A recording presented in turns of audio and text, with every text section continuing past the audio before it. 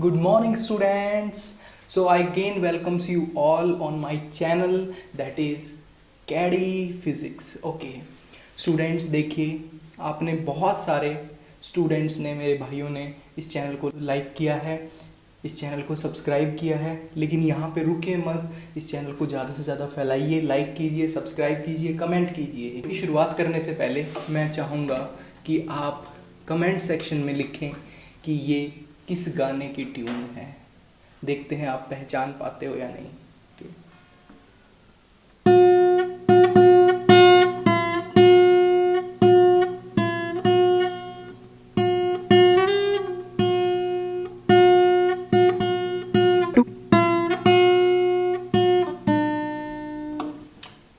आज मैं आपको एक बिल्कुल फ्रेश नया चैप्टर पढ़ाने वाला हूँ और वो चैप्टर है students, yes, motion in a straight line.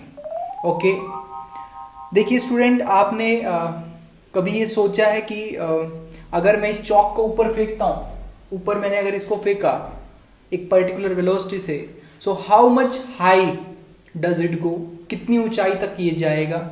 Okay, अगर मेरे हाथ से मेरा मोबाइल फोन गिर गया तो उसको जमीन पे गिरने से पहले, टकराने से पहले मेरे पास कितना टाइम है उसको दोबारा पकड़ने के लिए, मेरे पास कितना टोटल टाइम है उसको दोबारा से कैच करने के लिए. क्या कभी ये सोचा है आपने? अगर तीसरे फ्लोर पे मुझे इस बॉल को, इस गेंद को अगर फेंकना है तो मुझे इनिशियल कितनी वेलोसिटी उसको देनी पड़ेगी? क्या इन बातों के बारे में आपने सोचा है कभी? तो ये सारी चीजें स्टूडेंट्स हम इस चैप्टर के अंदर सीखेंगे. ओके, देखिए चैप्टर की शुरुआत करने से पहले मैं आपको कुछ बेसिक सी डेफिनेशन से बता देता हूं. देखिए, सबसे पहले डेफिनेशन है मैकेनिक्स. हम स्टूडेंट्स 11th क्लास में फिजिक्स के अंदर अब मैकेनिक्स की शुरुआत करने जा रहे हैं. मैंने आपको स्टार्टिंग में फर्स्ट चैप्टर में बताया था कि फिजिक्स को बहुत सारे टुकड़ों में बांट दिया गया है. उनमें से एक बहुत ही बड़ा टुकड़ा है मैकेनिक्स. और मैकेनिक्स के अंदर स्टूडेंट बहुत सारी ब्रांचेस आती हैं. उनमें से एक ब्रांच है काइनेमैटिक्स. तो मैं सबसे पहले आपको बताता हूं मैकेनिक्स. देखिए मैकेनिक्स. सो स्टूडेंट, मैकेनिक्स क्या है? Mechanics is the branch of physics which deals with relationship between force, matter and motion. तो ये वो ब्रांच है फिजिक्स की जिसमें आप क्या पढ़ते हो? रिलेशनशिप आप पढ़ते हो फोर्स की, मैटर की और मोशन की, ऑब्जेक्ट्स के मोशन की. तो ये सब कुछ हम किस में पढ़ते हैं? मैकेनिक्स में. So mechanics, it is the branch of physics. So branch of physics which deals with study of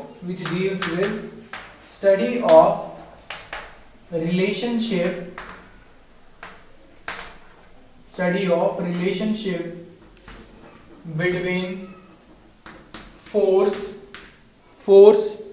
matter and motion. Force, matter and motion, इसके बारे में आप पढ़ते हो.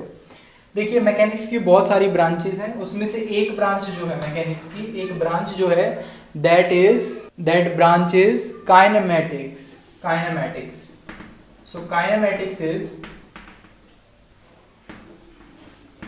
देखिए काइनेमैटिक्स जो ब्रांच है, सबसे पहले तो काइनेमैटिक्स क्या है? It is branch of mechanics. ये मैकेनिक्स की ब्रांच है जिसमें आप क्या पढ़ते हो? आप केवल ऑब्जेक्ट्स के मोशन में इंटरेस्टेड होते हो. You want to study about the motion of the objects without going into the cause of that motion. आपको इस बात में दिलचस्पी नहीं है कि वो मोशन किसने प्रोड्यूस किया है. आपको केवल जो मोशन हो रहा है उसको स्टडी करना है, उसके एट्रीब्यूट्स को स्टडी करना है. मोशन के एट्रीब्यूट्स जैसे कि वेलोसिटी, एक्सेलरेशन, डिस्प्लेसमेंट, डिस्टेंस, ये सब आप पढ़ेंगे. तो student, kinematics it is the branch of किसकी ब्रांच है स्टूडेंट? किसकी ब्रांच है ये? मैकेनिक्स की. So it is the branch of mechanics which deals with complete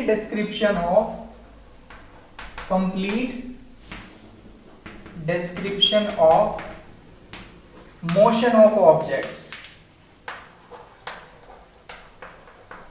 देखिए इसमें सब कुछ आ गया। कंप्लीट डिस्क्रिप्शन का मतलब है आप सब कुछ पढ़ लेते हो मोशन के बारे में, ऑब्जेक्ट्स के मोशन के बारे में, इसके अंदर काइनेमैटिक्स के अंदर। ठीक है स्टूडेंट, एक स्टेप और आगे चलते हैं हम। मैं अब इस चैप्टर में काइनेमैटिक्स में हम दो तरीके से स्टडी कर सकते हैं। एक तो है motion in a straight line, मतलब कि ऑब्जेक्ट्स केवल एक स्ट्रेट लाइन में ट्रेवल करेगा, और इस टाइप के मोशन को हम क्या बोलते हैं, rectilinear motion. Rectilinear motion. So kinematics में एक तो हम स्टडी करेंगे rectilinear motion, that is motion in a straight line, जो हमारा इस चैप्टर का मुद्दा है मेन। एक आप अगले चैप्टर्स में, आने वाले चैप्टर में आप मोशन पढ़ोगे 2 डायमेंशन और 3 डायमेंशन में। तो मोशन मल्टीपल डायमेंशंस में हो सकता है और 1 डायमेंशन में हो सकता है। 1 डायमेंशन में होगा तो उसको क्या बोलेंगे हम, उसको हम बोलेंगे rectilinear motion. So this chapter is all about rectilinear motion. हम स्ट्रेट लाइन मोशन की बात करेंगे। So rectilinear motion that is motion of an object along straight line. Motion of an object in a straight line. अगर straight line path में वो object move कर रहा है स्टूडेंट्स, तो उसको रेक्टिलिनियर मोशन कहेंगे। और इस चैप्टर में हमारा मेन जो मकसद है, मेन जो हमें पढ़ना है, वो यही है, रेक्टिलिनियर मोशन। ओके, एक और बात ध्यान से समझना स्टूडेंट, इसमें इस चैप्टर में आपको एक और डेफिनेशन आपको मैं बताना चाहता हूं, that is point object. What is a point object student? Point object क्या होता है ये? तो स्टूडेंट ये एक जस्ट एजम्पशन है। अगर कोई ऑब्जेक्ट जिसको हम स्टडी कर रहे हैं, अगर वो अपने साइज के कंपैरिजन में बहुत ज्यादा डिस्टेंसेस ट्रेवल करता है, okay, if an object covers distances quite large than its own dimensions, then we can call that object as point object. हम उसको क्या बोल सकते हैं? पॉइंट ऑब्जेक्ट्स बोल सकते हैं, पॉइंट ऑब्जेक्ट्स बोल सकते हैं। ठीक है, तो स्टूडेंट्स एक एग्जांपल मैं आपको बताता हूं। जैसे सपोज कर लो, if an aeroplane which is flying from you can say Delhi to New York can be considered as point objects. एक एरोप्लेन जो दिल्ली से जिसने फ्लाइट ली, जो इसने यहाँ से उड़ान भरी और वो न्यूयॉर्क में लैंड कर रहा है, तो ये जो डिस्टेंस है स्टूडेंट, ये काफ़ी ज़्यादा है उसके खुद के साइज के कंपैरिजन में। So we can consider that aeroplane as a point object. हम उसको एक पॉइंट ऑब्जेक्ट मान सकते हैं। This is just an assumption. ये एक अजम्पशन है जो हमारी आगे काम आने वाली है।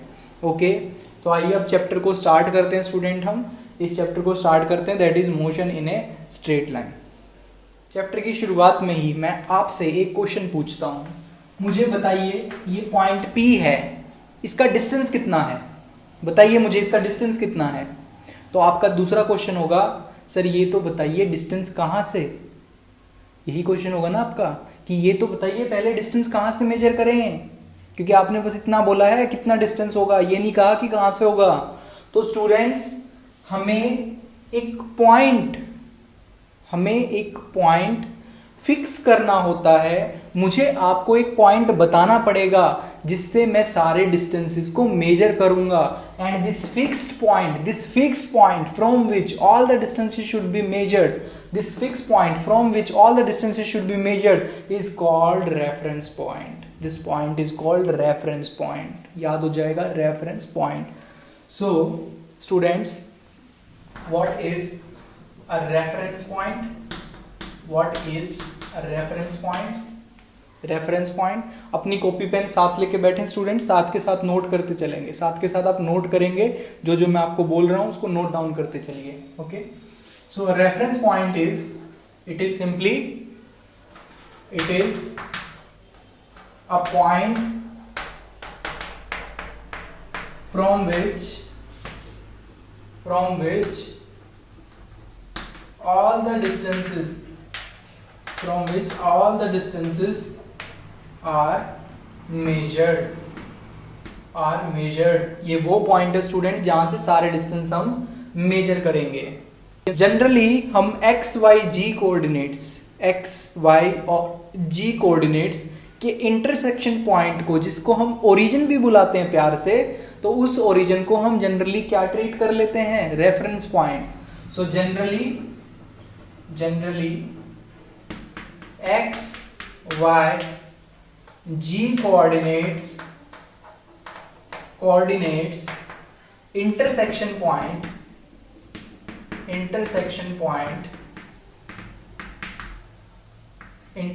point is treated as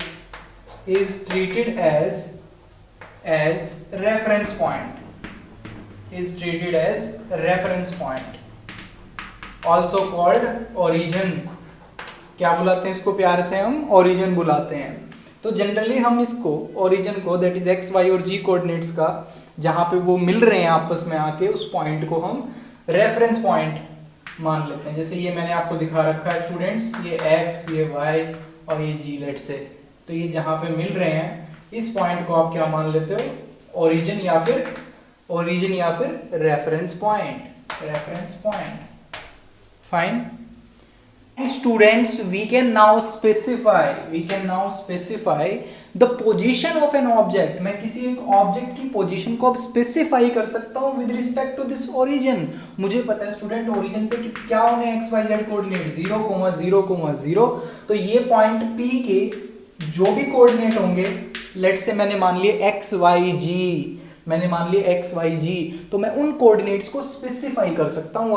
अब मैं इस P पॉइंट के कोऑर्डिनेट को स्पेसिफाई कर सकता हूं, क्योंकि ये एक्स वाई जेड किसके रिस्पेक्ट में है? ओरिजिन के अबाउट हैं। ये रेफरेंस पॉइंट के अबाउट से आपने डिस्टेंसेस मेजर करे हैं। इसको आपने एक रेफरेंस मानते हुए, इसको आपने एक रेफरेंस माना है, और इसके रिस्पेक्ट में अब आप उस पॉइंट के, उस ऑब्जेक्ट के कोऑर्डिनेट बता सकते हो। ओके, उस ऑब्जेक्ट के कोऑर्डिनेट अब आप बता सकते हो। तो ये आपने इस ऑब्जेक्ट की लोकेशन दिखाई है, और अब आप उसकी पोजीशन को डिटरमाइन कर सकते हो with respect to this origin.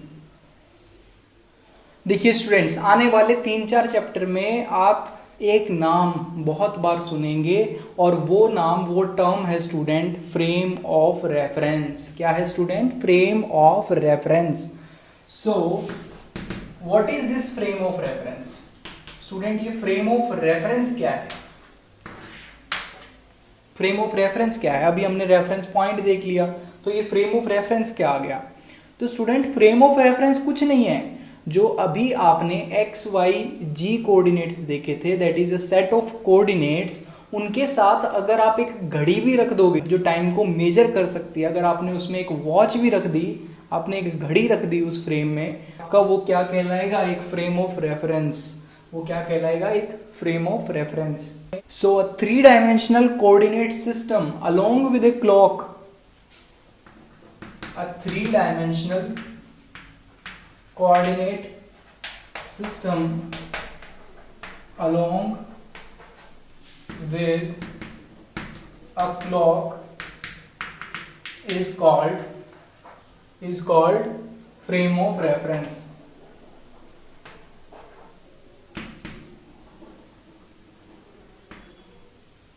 is called frame of reference। So these 3 coordinates, that is, let's say x, y and g, these coordinates, this is our origin, and let's say this is our clock। Okay, there is this clock। So if I put a clock over here, एक clock भी अगर मैंने रख दी 3 coordinates के साथ, तो ये क्या बन गया हमारा? फ्रेम ऑफ रेफरेंस, क्योंकि अब हम टाइम भी मेजर कर सकते हैं। तो टोटल कुल मिला के स्टूडेंट इसमें 4 डायमेंशन होती हैं। 3 तो आपकी स्पेस की डायमेंशन हो गई, एक टाइम की डायमेंशन और आ गई, तो इसको हम फ्रेम ऑफ रेफरेंस बोलते हैं। Now students, can you define rest and motion for me? आप मेरे लिए डिफाइन कर सकते हैं रेस्ट और मोशन क्या है? Yes you can. देखिए, रेस्ट क्या है? अगर आप एक ऑब्जेक्ट के कोऑर्डिनेट देखते हैं और वो कोऑर्डिनेट अगर टाइम के साथ चेंज नहीं हो रहे हैं, जैसे स्टूडेंट्स एक ऑब्जेक्ट है ये O, इसके कोऑर्डिनेट है X Y Z with respect to some fixed origin. एक फिक्स्ड ओरिजिन के रिस्पेक्ट में इसके कोऑर्डिनेट है एक्स वाई जी, और मैंने देखा कि ये कोऑर्डिनेट्स टाइम के साथ चेंज नहीं हो रहे हैं, ये जितने हैं उतने ही रह रहे हैं। These are not changing with respect to time, or you can say the position of the object is not changing with respect to time, then we can say that this object is at rest। मैं कह सकता हूं कि ये object कैसे है student? ये object किस स्टेट में है, रेस्ट की स्टेट में है, so it is in rest. So when the position of an object do not change with respect to origin, with respect to time, मैं with respect to WRT से लिख रहा हूं, आप पूरा लिख सकते हैं with respect to origin, with respect to time, then we call that object at rest. तो हम बोलेंगे कि वो ऑब्जेक्ट किस में है, रेस्ट में, रेस्ट की स्टेट है उसकी. ओके और इसका रिवर्स स्टूडेंट वो आप खुद लिख सकते हैं अपनी कॉपीज में. But when the position of an object changes with time, changes with origin. Okay अगर किसी ऑब्जेक्ट की पोजीशन टाइम के साथ चेंज हो रही है, अभी यहाँ पे था, थोड़ी देर में उसके कोऑर्डिनेट बदल गए, तो स्टूडेंट इसका मतलब वो क्या कर रहा है, that object is in motion. वो ऑब्जेक्ट किस में है, मोशन में है. जरूर वो उसने कुछ मोशन परफॉर्म किया है, उसने मोशन किया है, मूव किया है वो, तभी उसके कोऑर्डिनेट जो है वो चेंज हुए हैं. Okay but students these rest and motion terms are ambiguous terms, they are interrelated. You can not say, आप नहीं कह सकते हो कि एक ऑब्जेक्ट कंप्लीटली रेस्ट पे ही है और कंप्लीटली मोशन में ही है. Rest and motion are relative terms. ये बहुत इंपॉर्टेंट लाइन है स्टूडेंट, ध्यान से देखना इसको.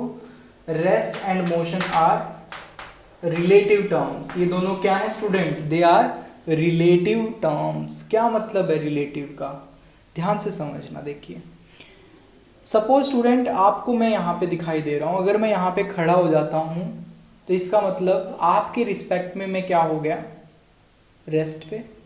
आपको मैं मूव करता हुआ दिखाई नहीं दे रहा हूँ, और मेरी जो सराउंडिंग है स्टूडेंट, जिनको आप रेफरेंस पॉइंट मान रहे हो, जिसको आप एक रेफरेंस की तरह यूज कर रहे हो कि उनके रिस्पेक्ट में मेरी पोजीशन चेंज नहीं हो रही है, तो आप क्या कहोगे कि sir you are at rest, आप रेस्ट पे हो. लेकिन what about a person who is sitting on some other planet.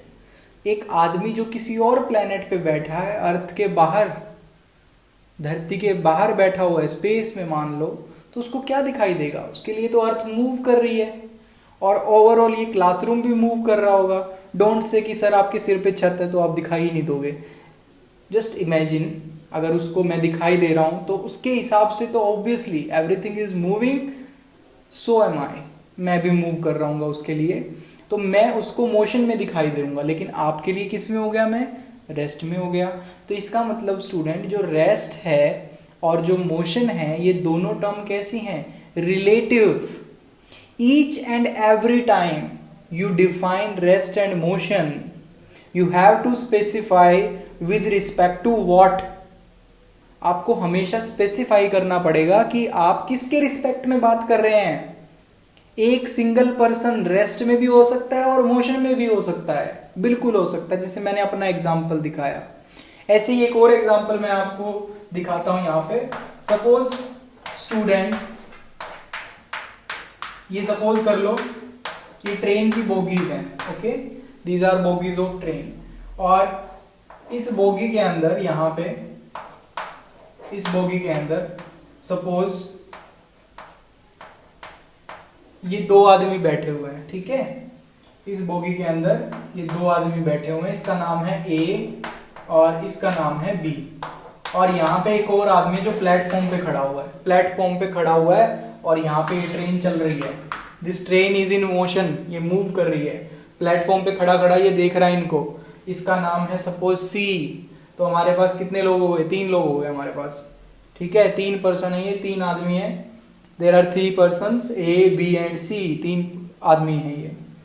तो देखिए, ए विल से दैट, ए क्या कहेगा, ए कहेगा बी इज एट रेस्ट. सी कहेगा नो, नहीं गलत हो आप, बी इज इन मोशन. तो कौन सही बोल रहा है, कौन गलत, दोनों ही सही बोल रहे हैं. लेकिन दोनों ने फिजिक्स नहीं पढ़ी. दिक्कत यहाँ पे हो गई, उन्होंने फिजिक्स नहीं पढ़ी, उन्होंने आधी अधूरी बात की है. पूरी बात उनको क्या करनी चाहिए थी, ए को बोलना चाहिए था भाई, ए को बोलना चाहिए था B is at rest with respect to train. क्या बोलना चाहिए था ए को? A should say that B is at rest with respect to train. जरूरी है स्टूडेंट, ये विद रिस्पेक्ट टू बोलना जरूरी है, नहीं तो उस बात का कोई मीनिंग नहीं रह जाएगा। सिमिलरली स्टूडेंट, जो सी जो प्लेटफॉर्म पे खड़ा है उसको क्या बोलना चाहिए था? B is in motion with respect to platform. इस सी को बोलना चाहिए था कि बी मोशन में है, लेकिन किसके रिस्पेक्ट में? प्लेटफॉर्म के। वो बोलना चाहिए उसको।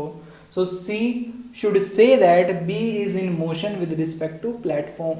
प्लेटफॉर्म ये बोलना चाहिए उसको। ओके, तो अगली बार से कोई आपसे पूछे कि क्या वो ऑब्जेक्ट रेस्ट पे है, तो आप स्टूडेंट बता सकते हैं हाँ वो रेस्ट पे है या मोशन में है, लेकिन आपको पीछे क्या जोड़ना पड़ेगा? Yes, with respect to that so and so thing. जो भी आप वहां पे डील कर रहे हो आपको बताना पड़ेगा कि with respect to what. Most of the time हम बात करते हैं ग्राउंड के रिस्पेक्ट में, तो आप उसको जज कर सकते हो कि ग्राउंड के रिस्पेक्ट में वो ऑब्जेक्ट रेस्ट में है या मोशन में है। मोस्ट ऑफ द टाइम हम ग्राउंड की बात करेंगे, लेकिन कुछ ऐसे भी एग्जाम्पल होंगे जिसमें हमें दूसरों के रिस्पेक्ट में या फिर कोई और ऑब्जेक्ट के रिस्पेक्ट में मुझे उसके मोशन को बताना पड़ेगा। तो आगे से आपको क्या याद रखना है? Rest and motion are relative terms, they are relative terms. There is nothing like absolute rest and nothing like absolute motion. कोई ऑब्जेक्ट बिल्कुल रेस्ट पे नहीं है और कोई ऑब्जेक्ट बिल्कुल मोशन में नहीं है। वो दोनों की दोनों टर्म जो है एम्बिगुअस है, रिलेटिव है। ठीक है, these are relative terms, relative. तो स्टूडेंट, अब हम एक ऐसे टॉपिक की बात करेंगे जो आप ऑलरेडी 9th क्लास में पढ़ चुके हो। अब यहां पे थोड़ी और डिटेल में हम इनको पढ़ेंगे। देखिए, distance and displacement. Distance and displacement तो क्या होते हैं स्टूडेंट? ये क्या डिफरेंस है दोनों में? देखिए, डिस्टेंस के साथ अपने माइंड में, अपने दिमाग में आप एक ये बात जरूर याद रखेंगे, path length. Path length. So student देखिए, समझाने के लिए मैं आपको बता रहा हूं। सपोज ये ए पॉइंट है स्टूडेंट्स और ये है बी पॉइंट। ये है इनिशियल पोजीशन और ये है फाइनल पोजीशन। ओके, तो स्टूडेंट एक ड्रंक मैन है, ठीक है, एक ड्रंक मैन जो कि हिलते हुए चल रहा है, हिलते हुए चल रहा है, कभी दाएं और कभी बाएं। तो स्टूडेंट वो कैसा रास्ता लेगा? वो कैसा भी इस पॉइंट तक पहुंच गया, कहीं कहीं उसके पैर पड़े और उसने ए से बी तक पहुंचने में ये रास्ता ऐसे ट्रेवल किया। एक और स्टूडेंट, एक और पर्सन है जो कि बिल्कुल नॉर्मल है और उसको पता है कि मुझे ए से बी तक जाना है, तो उसने बिल्कुल स्ट्रेट रास्ता चुना, सीधा चला गया, सीधा गया। तो स्टूडेंट एक ड्रंक मैन था जिसने टेढ़ा मेढ़ा रास्ता लिया, और एक ऐसा पर्सन था, नॉर्मल पर्सन था, उसने स्ट्रेट लाइन पाथ। क्यों वो लंबा रास्ता तय करेगा? उसने सबसे छोटा रास्ता लिया। कौन सा रास्ता लिया? सबसे छोटा, सीधा। That is a straight line connecting the initial and final point. ये ज्यादा समझदार है ना? तो ये जो स्ट्रेट लाइन पाथ है, सीधा रास्ता है, बिल्कुल छोटा जो पाथ है, शॉर्टेस्ट पाथ, उसको हम क्या बोलते हैं? डिस्प्लेसमेंट। ध्यान दीजिए student, this is known as displacement. Displacement, that is the shortest path between initial and final position. दूसरा स्टूडेंट, उसने, दूसरे पर्सन ने जो कि ड्रंक मैन था, उसने एक लंबा रास्ता तय किया है। तो जहां जहां पे उसके कदम पड़े स्टूडेंट, जहां जहां पे उसने पैर रखे, अगर मैं वो सारा पाथ, जो पाथ उसने ट्रेवल किया है, उस सारे पाथ का टोटल कर दूं, that is path length. This is path length. जहां जहां पे उसके कदम पड़े, वो पाथ लेंथ किसके बराबर होती है student? That is equal to distance. So distance is the actual path length. आप क्या बोलेंगे? This is actual path length. and this is student displacement is the shortest path between initial and final position. Initial और final position के बीच में सबसे छोटा path, shortest path displacement होगा. दूसरी चीज देखिए डिस्टेंस और डिस्प्लेसमेंट में. यहाँ पे स्टूडेंट कोई पर्टिकुलर डायरेक्शन निर्धारित नहीं है, कैसे भी वो मुड़ जाएगा, कैसे भी चलेगा, कोई फिक्स्ड डायरेक्शन नहीं है. सो distance is a scalar quantity. This is a scalar quantity. लेकिन स्टूडेंट डिस्प्लेसमेंट में उसको अपनी मंजिल दिखाई दे रही थी, स्ट्रेट जाना है, सीधे जाना है, शॉर्टेस्ट पाथ है, स्ट्रेट लाइन पाथ है. तो एक फिक्स्ड डायरेक्शन है डिस्प्लेसमेंट में. तो ये कैसी क्वांटिटी होती है? It is a vector quantity है ये, जिनके पास एक डायरेक्शन भी होगी. Okay, in this chapter for vectors we don't have to worry much. Okay, हमें ज़्यादा घबराने की ज़रूरत नहीं है. हमें पूरा वेक्टर अलजेब्रा की ज़रूरत नहीं होगी इस चैप्टर के लिए, क्योंकि यहाँ पे मोशन स्ट्रेट लाइन में है. तो मैं इसको एक नंबर लाइन पे रिप्रेजेंट कर सकता हूँ, और यू कैन से I can give direction by simply assigning them positive and negative science. मैं उनको केवल पॉजिटिव और नेगेटिव साइन से उनको डायरेक्शन असाइन कर सकता हूँ. तीसरी बात देखिए, तीसरी बात आपको ध्यान रखनी है. Distance will always increase and it can not be negative.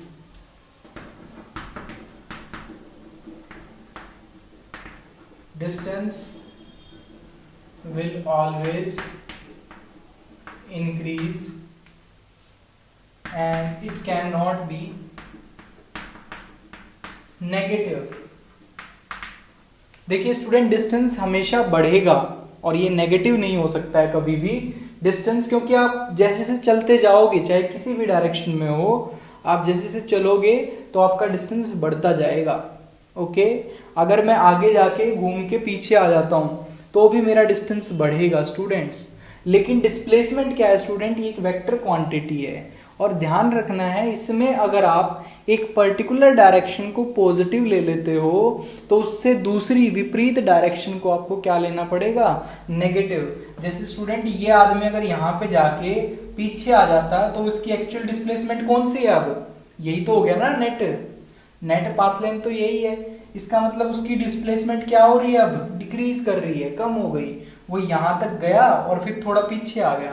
तो इसका मतलब स्टूडेंट अब इनिशियल और फाइनल पोजीशन ये है, तो उसकी नेट डिस्प्लेसमेंट ये है. तो इसका मतलब स्टूडेंट जब वो आगे जाके दूसरी डायरेक्शन में आएगा, वापस आएगा, तो उसकी डिस्प्लेसमेंट क्या होती जाएगी? कम होती जाएगी, घटेगी वो. तो इसका मतलब student displacement can decrease, displacement can decrease even becomes zero और नेगेटिव. तो स्टूडेंट ये एक ऐसी क्वांटिटी है जो कि नेगेटिव भी हो सकती है, जीरो भी हो सकती है और पॉजिटिव भी हो सकती है, because it is a vector quantity. तो जब एक आदमी एक पर्टिकुलर डायरेक्शन में जाता है तो आप अगर उसको पॉजिटिव ले रहे हो, जब वो वापस आएगा वो नेगेटिव लोगे आप उस डिस्प्लेसमेंट को, और ओवरऑल डिस्प्लेसमेंट जीरो भी हो सकती है. जैसे अगर वो ऑब्जेक्ट जहां से चला था वहीं पे वापिस आ जाता है, if initial and final position coincides, एक ही जगह पे आ गई इनिशियल और final position, then we call it as zero displacement. ठीक है स्टूडेंट, उसको जीरो डिस्प्लेसमेंट बोलेंगे. जब इनिशियल और फाइनल पोजीशन कोइंसाइड करेगी तो डिस्प्लेसमेंट कितनी हो जाएगी? जीरो. नेक्स्ट फोर्थ पॉइंट ये है स्टूडेंट, क्योंकि डिस्टेंस कभी डिक्रीज नहीं कर सकता और डिस्टेंस पॉजिटिव होगा, तो इसका मतलब student displacement is always less than, और मुझे डिस्प्लेसमेंट का मैग्नीट्यूड बोलना चाहिए क्योंकि एक वेक्टर क्वांटिटी है स्टूडेंट. तो इसको हमें इसका मैग्नीट्यूड जो होगा उसको हम कंपेयर कर सकते हैं डिस्टेंस के साथ. So magnitude of displacement is always less than or equal to distance.